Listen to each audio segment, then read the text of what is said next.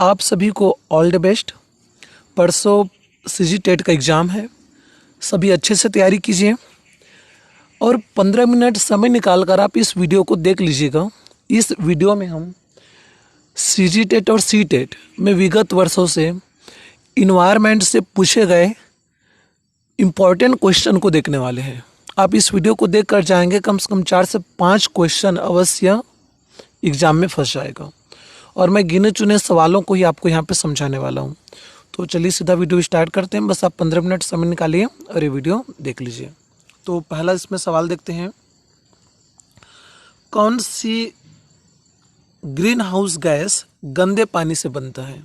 अब यहाँ पे देखिए, ऐसी कौन सी गैस है जो गंदे पानी से बनती है। पहला ऑप्शन दिया मीथेन, दूसरा ऑप्शन इसका दिया CFC क्लोरोफ्लोरोकार्बन, तीसरा HCFC हाइड्रोक्लोरोफ्लोरोकार्बन और चौथा इसका है जलवाष्प। तो इसका उत्तर आ जाएगा मीथेन गैस, ऑप्शन ए। तो देखते जाइए ध्यान से वीडियो को। अगला सवाल देखिए, निम्नलिखित पर ध्यान दीजिए। LPG, CNG, साले गैस। अब क्या कहा जा रहा है, मीथेन किस गैस का मुख्य यौगिक है। मतलब मीथेन किस में पाया जाता है, LPG में, CNG में, साले गैस में। तो सवाल को ध्यान से देखिए, अच्छे से देखिए, तो सोचिए इसका उत्तर क्या आ सकता है। देखिए LPG में वैसे मीथेन गैस पाया जाता है, CNG में भी मीथेन गैस पाई जाती है और जो साले गैस होती है इसमें भी मीथेन गैस पाई जाती है। तो इसका ऑप्शन आ जाएगा सभी, ऑल।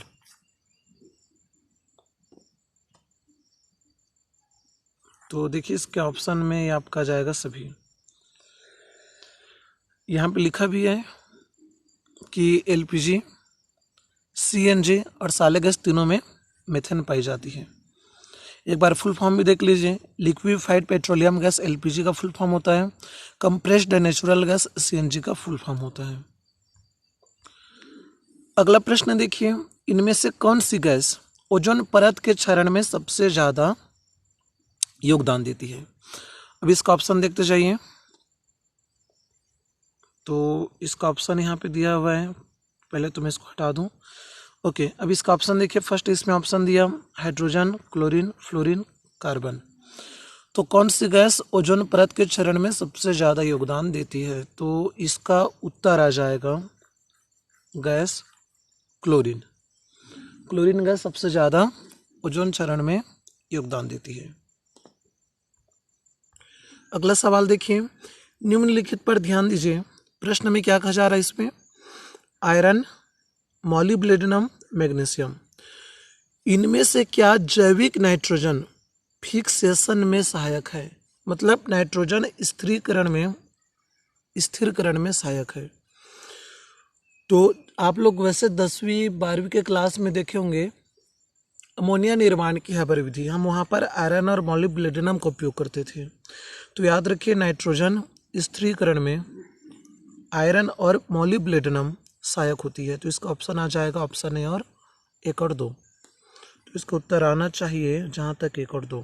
ओके, नेक्स्ट क्वेश्चन जल्दी से यहाँ पे देख लेते हैं। इनमें से कौन धरती पर ओजोन बनाने में सहायक होती है। तो कौन सी गैस ओजोन बनाती है।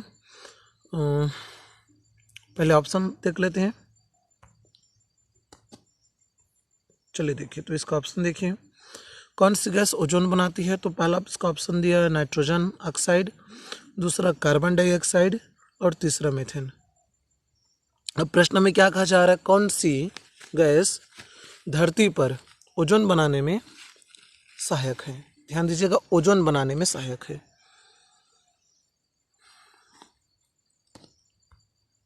तो चलिए इसका उत्तर देखते हैं। इसका आंसर आएगा नाइट्रोजन ऑक्साइड NO और अगला मीथेन CH4। ये दोनों जो गैस होती है वो ओजोन बनाने में सहायक होती है। इसको और एक बार डिटेल से हम लोग देख लेते हैं। इसमें देखिए यहाँ पे लिखा हुआ है चीज़ें कि नाइट्रोजन ऑक्साइड और मीथेन धरती पर ओजोन बनाती है। ओजोन परत आकाश में तो पृथ्वी तक पराबैंगनी किरणों को पहुंचने से रोकती है, जबकि धरती पर उपस्थित ओजोन परत एक प्रदूषक होता है। तो अगला प्रश्न देखते हैं इसमें, डीडीटी कौन सा प्रदूषण उत्पन्न करता है? अगला प्रश्न आपका है, डीडीटी कौन सा प्रदूषण उत्पन्न करता है? पहला ऑप्शन इसका देखिए वायु, दूसरा जल, तीसरा मिट्टी और चौथा इसका ऑप्शन उपरोक्त सभी। तो जैसे आपका बेंजीन होता है, BHC होता है, बेंजीन हेक्साक्लोराइड, तो BHC के जैसा यह भी होता है DDT। तो मतलब बेंजीन से BHC बनता है, बेंजीन हेक्साक्लोराइड, उसी प्रकार से बेंजीन से ही आपका DDT पाउडर बनता है। तो चलिए इसका ऑप्शन देखते हैं। तो इसका ऑप्शन आ जाएगा, वायु को भी प्रदूषित करती है, जल को भी प्रदूषित करती है और मिट्टी को भी प्रदूषित करती है। तो इसका उत्तर आ जाएगा ऑप्शन डी, उपरोक्त सभी। तो इसका ऑप्शन आ गया उपरोक्त सभी। अगले सवाल पर आते हैं। देखिए यहाँ पे नेक्स्ट क्वेश्चन जो कहा जा रहा है, तो आपका यहाँ पे प्रश्न में कहा जा रहा है कि अम्लीय वर्षा ऐतिहासिक इमारतों का नुकसान करती है। ये ठीक, अम्लीय वर्षा से नुकसान होता है, इमारतों को भी नुकसान होता है। इनमें से कौन सी प्रतिक्रिया का अंतिम उत्पाद है? देखते जाइए, carbon dioxide, gypsum, calcium carbonate या बुझा हुआ चूना। इनमें से कौन सी अम्लीय वर्षा प्रतिक्रिया का अंतिम उत्पाद होगा? तो इसका उत्तर आ जाएगा जिप्सम, क्योंकि अम्लीय वर्षा में अम्ल पाया जाएगा, जैसे कि सल्फ्यूरिक अम्ल वगैरह पाया जाता है या SO2 पाया जाता है। तो इसका ऑप्शन आ जाएगा जिप्सम, मतलब कैल्शियम सल्फेट और H2O, इसमें H2O की मात्रा भी रहती है, CaSO4। तो इसका उत्तर क्या आ गया? जिप्सम आ गया। सूत्र को फिर से एक बार अच्छे से देख लीजिए, CaSO4 × 2H2O, मतलब यहाँ पे जल की मात्रा भी रहती है। तो ये जिप्सम का सूत्र हो गया। अगले सवाल पर आते हैं। मिनीमाता और इताई किसके कारण से फैलती है? अब इसका ऑप्शन देखते जाइए, पारा आर्सेनिक, आर्सेनिक पारा, पारा कैडमियम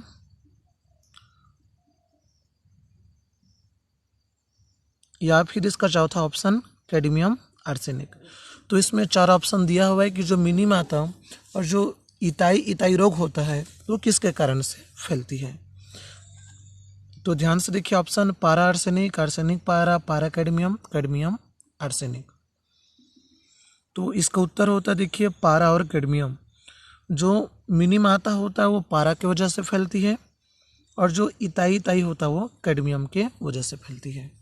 तो याद रखिएगा, मिनीमाता पारा और इताई कैडमियम। नेक्स्ट क्वेश्चन यहाँ पे देखिए, केंद्रीय प्रदूषण नियंत्रण बोर्ड द्वारा आवासीय क्षेत्रों में अधिकतम ध्वनि की मात्रा कितनी हो सकती है? तो जो ध्वनि की सीमा है खास तौर पे आवासीय क्षेत्रों में वो कितना हो सकती है? तो इसका पहला ऑप्शन देखिए 50 डेसिबल, 55 डेसिबल, 60 डेसिबल, 65 डेसिबल। तो इसका उत्तर होता है 55 डेसिबल आवासीय क्षेत्रों में ध्वनि की मात्रा होनी चाहिए।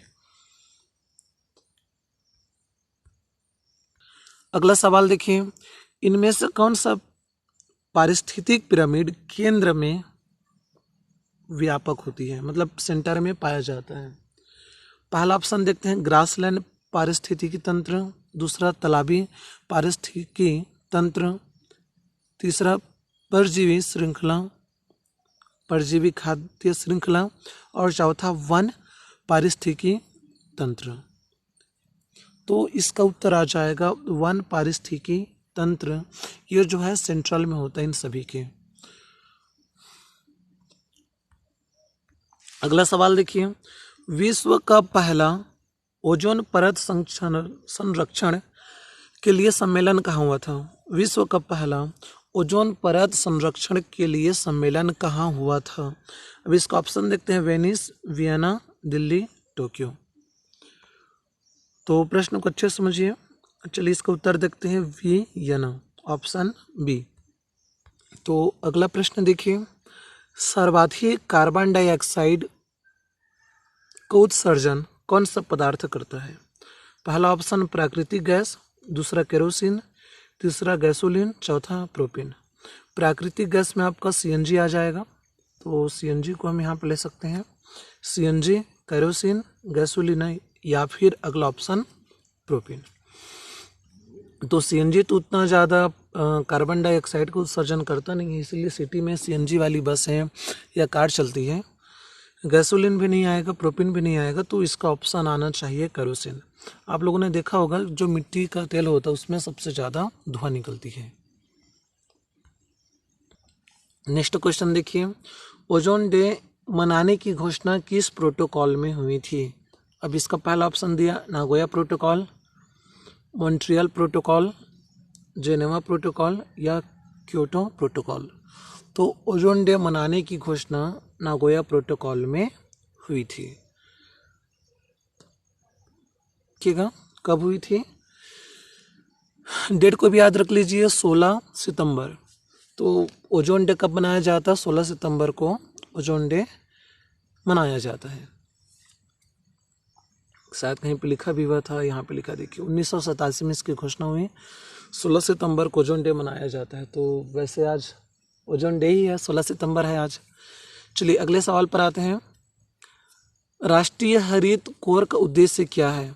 युवाओं को पर्यावरण और पारिस्थितिकी के बारे में बताना, पर्यावरणीय कानून बनाना, पर्यावरण संरक्षण या ये सभी।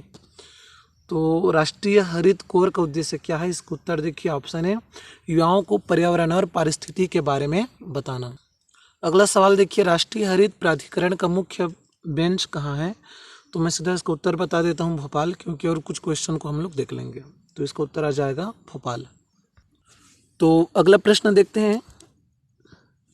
देखिए क्वेश्चन में क्या कहा जा रहा है इसमें, क्या पौष्टिक स्तरों पर हमेशा एक खाद्य श्रृंखला में घट जाती है? तो जब हम लोग खाद्य श्रृंखला को लेकर चलते हैं तो इनमें से कौन सी चीज़ें घट जाती है? जैसे कि एनर्जी, नंबर मतलब संख्या, रसायन या इनमें से कोई नहीं। तो जब खाद्य श्रृंखला में हम लोग देखें, जब हम खाद्य श्रृंखला को लेकर चलते हैं तो वहाँ पर धीरे धीरे एनर्जी जो होती है खाद्य की वो घटती जाती है। तो इसका उत्तर आ जाएगा ऑप्शन ए, ऊर्जा। को भी याद रखिएगा कि जो एनर्जी का पिरामिड होता है वो हमेशा सीधा होता है। चलिए अगले प्रश्न पर आते हैं। निम्नलिखित में से जैविक उर्वरक कौन सा है? राइजोबियम, एजेटोबैक्टर, सहजीवी संबंध या उपरोक्त सभी। तो चलिए देखिए इसका उत्तर आ जाएगा उपरोक्त सभी। आपका राइजोबियम भी है, एजेटोबैक्टर भी है, सहजीवी संबंध भी है, तो इसका उत्तर सभी आ जाएगा। अगला सवाल देख लीजिए, जैविक खेती के क्या फायदे होते हैं? यह किफ़ायती होता है, कम समय लगता है, इनमें मजदूरों की ज़रूरत कम होती है या उपरोक्त सभी। जहाँ तक इसका उत्तर उपरोक्त सभी आना चाहिए। ठीक है, तो इसका ऑप्शन आ जाएगा ऑप्शन डी, उपरोक्त सभी। अगला सवाल देखिए, मोबाइल फ़ोन में उत्पन्न कचरों में कौन सा तत्व होता है? मैं इसको हटा दूँ पहले। तो मोबाइल फ़ोन में जो कचरा उत्पन्न होता है उसमें कौन सा तत्व होता है? Copper, zinc, iron, lead. तो इसका उत्तर आ जाएगा ऑप्शन ए, कॉपर। सबसे ज़्यादा मोबाइल फ़ोन में कॉपर ही होती है। इसका सूत्र होता है CU, सबको पता होगा वैसे। अगला देखिए, किस खाद्य श्रृंखला में, नेक्स्ट क्वेश्चन यहाँ पर देख लेते हैं, किस खाद्य श्रृंखला में संख्याओं का पिरामिड उल्टा होता है? पहला इसका ऑप्शन देखिए, ग्रासलैंड, तालाबी, परजीवी, इनमें से कोई नहीं। तो सोचिए कि इसका उत्तर क्या आ सकता है, एक बार खुद चेक करके देखिए। और बहुत सारा प्रश्न था, इसलिए मैं आंसर को बहुत जल्दी बता रहा हूँ, कोई टाइम नहीं ले रहा हूँ कि दूसरे जो यूट्यूबर वीडियो बनाते हैं 10 सेकंड 20 सेकंड के बाद उत्तर बता रहा है, ऐसा नहीं था, क्योंकि हमें क्वेश्चन ज़्यादा देखना था। तो इसका उत्तर आ जाएगा परजीवी खाद्य श्रृंखला। अगला प्रश्न देखिए, भारत के क्षेत्रफल का कितना प्रतिशत भाग सुरक्षित क्षेत्र में आता है? 4, 5, 6, 7। तो इसका उत्तर आ जाएगा ऑप्शन बी, 5। अगला सवाल देखिए, जैव विविधता का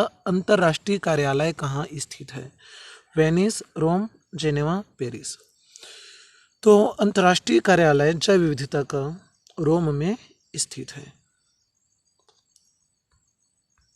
अगला सवाल देखिए, CITES किस वैश्विक मुद्दे से संबंधित है?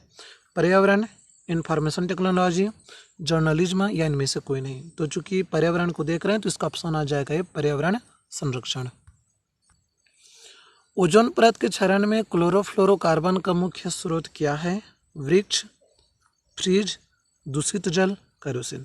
तो इसका उत्तर आप सब जानते होंगे, इसका उत्तर आ जाएगा फ्रिज, रेफ्रिजरेटर। अगला सवाल देखिए, सल्फर डाइऑक्साइड किस में सबसे ज़्यादा पाया जाता है? काई में, धुआं में, प्राबोफाइटिया में या इनमें से कोई नहीं।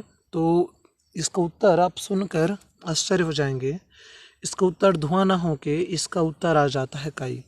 वैसे बाइक में भी सल्फर डाइऑक्साइड गैस निकलती है, वाहनों में, लेकिन फिर भी इसका उत्तर काई आएगा। अगला सवाल देखिए, विश्व का सर्वाधिक प्रति व्यक्ति कार्बन डाइऑक्साइड उत्सर्जक देश कौन सा है? कतर, संयुक्त राज्य अमेरिका, चीन, भारत। तो इसका उत्तर आ जाएगा ऑप्शन ए, कतर। यहाँ सबसे ज़्यादा कार्बन डाइऑक्साइड गैस उत्सर्जित की जाती है। अगला सवाल देखिए, निम्नलिखित में से कौन सा ग्रीन हाउस गैस नहीं है? Methane, nitrogen oxide, sulphur hexafluoride या कार्बन मोनोऑक्साइड। तो इसका उत्तर है कार्बन मोनोऑक्साइड। अब कुछ क्वेश्चन हम लोग इन्वायरमेंट पेडागॉजी से ले लेते हैं। जैसे शिक्षक का शैक्षणिक उद्देश्य यह नहीं है। तो देखिए, अपशिष्ट से बनी सर्वोत्तम वस्तुओं की प्रदर्शनी का आयोजन करना, कक्षा में सर्वश्रेष्ठ छात्र का चुनाव करना, बच्चों में रचनात्मक विकास करना, बच्चों को पुनः चक्रण, पुनः उपयोग और कटौती करने की अवधारणा को समझाना। तो क्या उद्देश्य नहीं है? तो इसका उत्तर आ जाएगा कक्षा में सर्वश्रेष्ठ छात्र का चुनाव करना।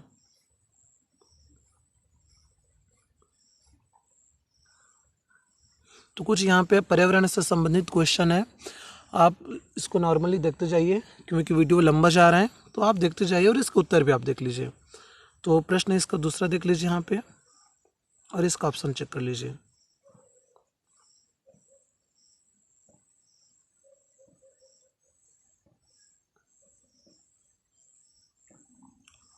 तो प्रश्न 3 रहा और कुछ इंपॉर्टेंट क्वेश्चन यहाँ पे मैं आप लोगों को दिखा दे रहा हूँ जो एग्जाम में वैसे पूछा ही जाता है। जैसे प्रश्न 4 देखिए, पर्यावरण पाठ्यक्रम में कौन सा पर्यावरण अध्ययन के लिए 6 व्यापक विषयों में से एक नहीं है? भोजन, आश्रय, यात्रा, रिश्ते। रिश्ते ही आ जाएगा, सिंपल क्वेश्चन था। चलिए, तो आज का अंतिम सवाल देख लेते हैं, इसको भी ध्यान दीजिए, एक बार देख लीजिए पूरा सवाल को, काफ़ी लंबा है। प्रश्न में क्या कहा जा रहा है कि मानचित्र को रीड कराना है बच्चों को, तो इसमें से कौन सी रणनीति सबसे उपयुक्त होगी? सीधा इसका मैं उत्तर डी आपको बता दे रहा हूँ।